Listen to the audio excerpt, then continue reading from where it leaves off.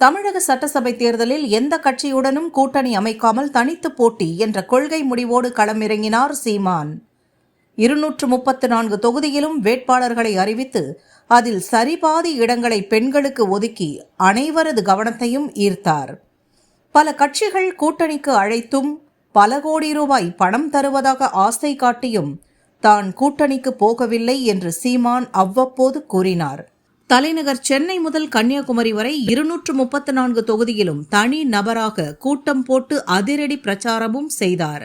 ஆனாலும் அவருக்கு கடந்த லோக்சபா தேர்தலில் கிடைத்த 35 லட்சம் ஓட்டுகள் கூட இந்த சட்டசபை தேர்தலில் கிடைக்கவில்லை.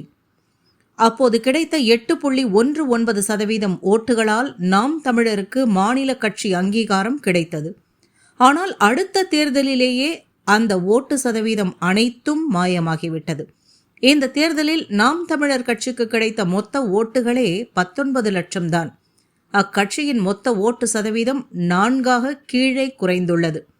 சீமான் போட்டியிட்ட காரைக்குடி தொகுதியிலேயே அவருக்கு 4ஆம் இடம்தான் கிடைத்தது. டெபாசிட் பறிகொடுத்து பரிதாப நிலைக்கு தள்ளப்பட்டுள்ளார். தனித்து போட்டி என்ற முடிவை சீமான் மறுபரிசீலனை செய்து கூட்டணி அமைத்தால் மட்டுமே அவருக்கு அரசியல் எதிர்காலம் இருக்கும்.